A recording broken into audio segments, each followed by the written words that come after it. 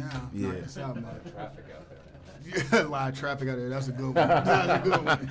That's a good one. Sean, will you do a nice Yeah, sure. Sean Edwards, Generics. How's it going, my man? I'm good. Yeah, Bro. I just, first question right off the bat. I mean, how much did you know about the subject of human trafficking before you got involved with this particular project? Honestly, not a lot. I thought I knew, and I think the average person thinks they know. But when I started researching for the film, I was completely blown away. I think specifically here in the States, we tend to hear that and we think, oh, that's happening like somewhere in China or, overseas. And it's like, no, this is happening. This is a huge problem here in the States.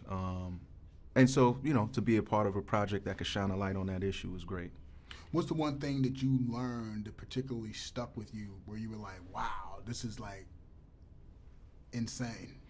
I think for me, it's the ways in which one can become a victim of human trafficking is, for me, just so frightening. Because it's not, when we think of that, we think of force. We think of someone hitting someone over the head and just taking them against their will. But there's so many different scenarios of it's persuasion, it's smoke and mirrors, it's, a 15-year-old girl going to the mall, meeting what she thinks is another 15-year-old girl who perpetrates to live in her neighborhood, and developing a friendship, and 2 months later, you can't find her. Because, so for me, that's just crazy. That's so out there, and that stuck with me the most.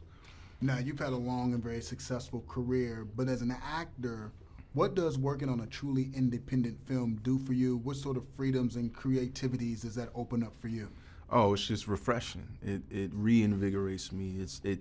We get to Deon Taylor, who wrote and directed the film. I love his directing style because he's very collaborative. He's not like, you're not restricted to the words on the paper. And I think, especially with a film like this, that process lends itself to a sort of chemistry and a dance between the cast that just jumps off, it pops off, on screen. And so, but just the whole process, this is where I come from, guerrilla filming. You know what I mean? So for me, it's just like, let's go, let's get in there and make it happen. And we had a blast, man. What did Deon have to do or say to you to convince you to be a part of this movie?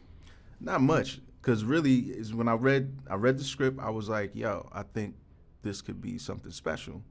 And the first time I sat down and met with Deon, I was sold. Just his intellect, ability, but just his passion. That was like, that level of passion is unique. And I was like, I want to take a shot with this kid because this guy's going to be a star, and here we are. One of the cool parts about the movie is where you guys decided to shoot. I mean, the locations are incredible. Yeah. What was it like, and what was your favorite part about shooting in such an isolated location, primarily in Northern California? Yeah, we shot up in Sacramento, and that was my first time, like, I guess, having an extended stay there. Where I guess up north towards Lake Tahoe is where we, a lot of those locations were. That was incredible, beautiful. I mean, you're in the mountains, no cell service. That was my biggest gripe. There was no cell service, but I mean, so that texture you can't CGI that. I mean, we were really out there, and it was just so picturesque, and it was actually. It was just a nice time for me. It was a calming, you know what I mean? Because sometimes we was driving an hour to and fro, and just to get to see that scenery and take it in for the first time was really good. Now, most of your scenes take place with Paula Patton. Mm-hmm. What's the collaborative process like so that when people see you two on the big screen, Mm-hmm. the chemistry is believable?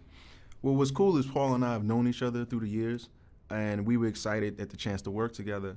And so we just, we did what we do. We talked about the characters, we talked about a little bit of backstory, but we just found it, we just found it on the day. And, everyone has a different process.